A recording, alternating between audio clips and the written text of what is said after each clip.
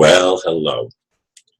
The title for the message today, for the 27th of June, is Two Churches in One Morning.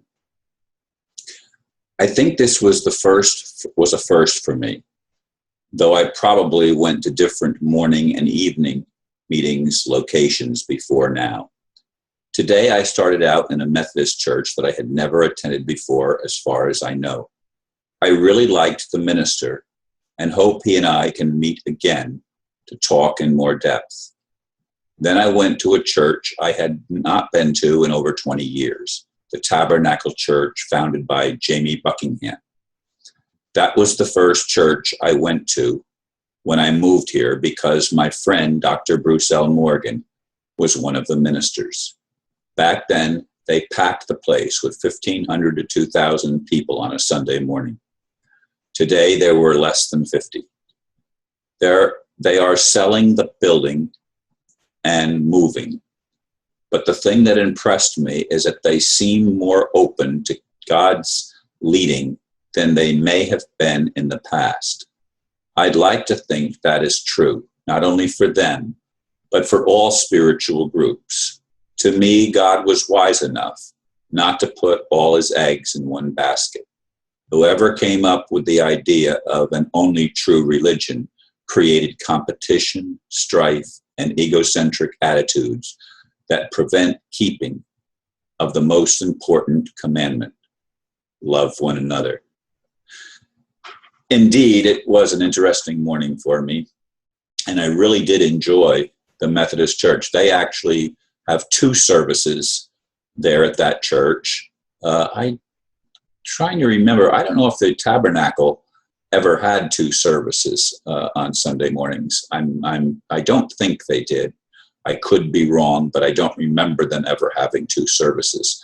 But they do at the Methodist Church. They have an early service that starts for people that have a lot planned, I guess, for the day.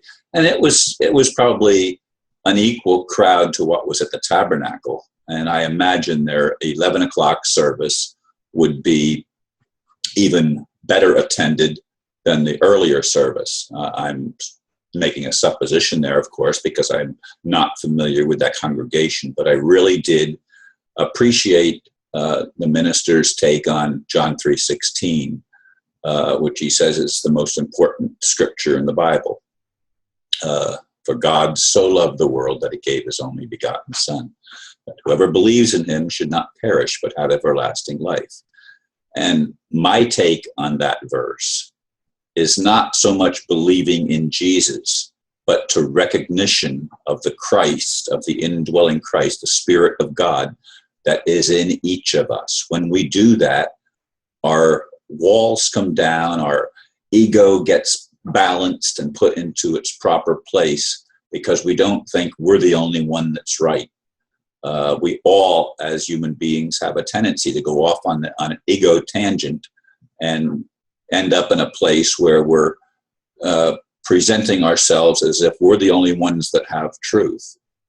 I've learned enough in my life as I explored in the beginning when I first, when I was a young man. I was exploring many Christian denominations. But then as I got into my teens and early 20s, and especially in my 30s and 40s, I began to explore more outside of the realm of Christian churches, and started looking at Hindu churches or Hindu groups and Buddhist groups and Muslim.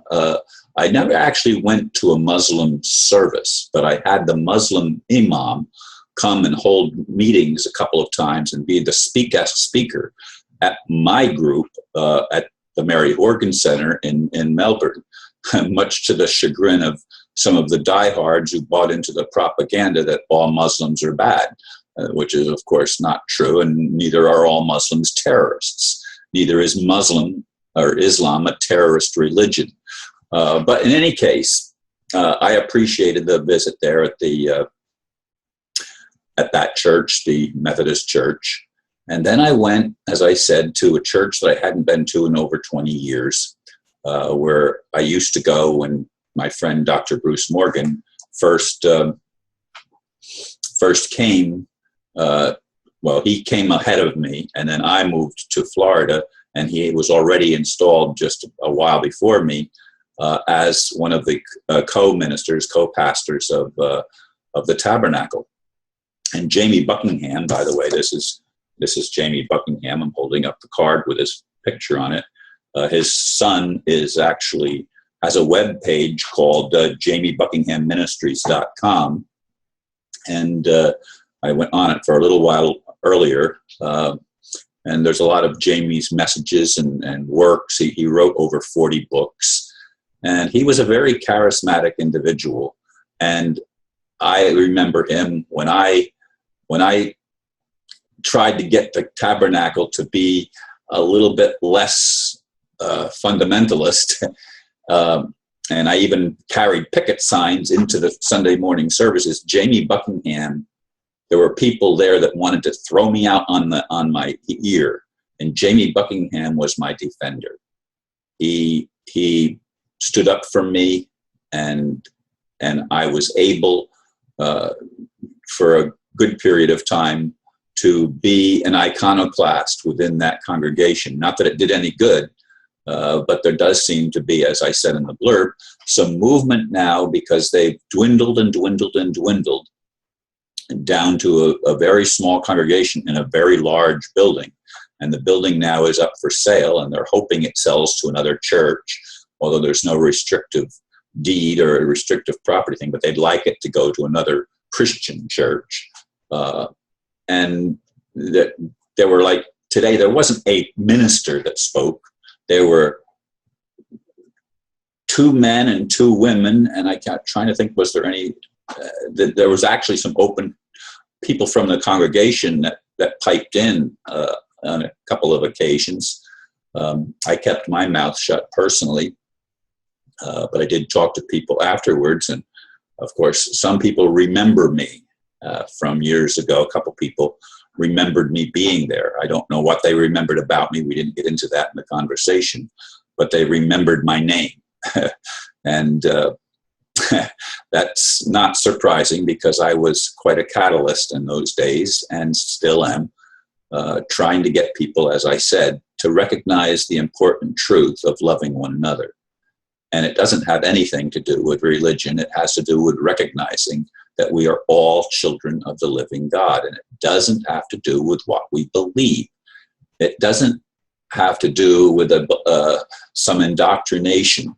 It has to do with how we choose to live our lives and what we recognize about ourselves, namely that we are part of God and interconnected with one another, because God's family is huge. God, when Jesus' disciples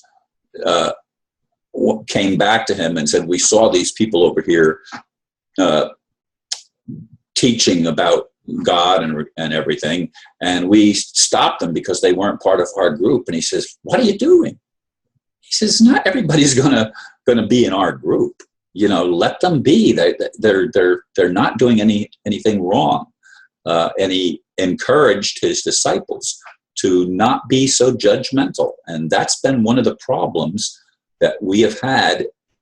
Our egos have that problem of thinking that we're the one that's correct, and we don't do the self-examination necessary, and we choose something as a standard that we apply to the same standard to everybody else, regardless of their culture, regardless of the experiences that they've had that bring them to the point where they are now. And so we end up in a world where competition becomes the norm, and where people's needs and certainly love is thrown out in left field, and it doesn't happen. It's judge your neighbor, not love your neighbor. It's judge your neighbor. And Jesus said, as you judge, you will be judged. So in any way, I find it fascinating that Spirit led me yesterday, actually, to go this morning to 2 different Christian churches and interact with some of the people there. And I look forward to doing that again. It's the first time that I haven't gone to Unity in some time. Anyway, I will talk more the next time, and I thank you for listening. Namaste.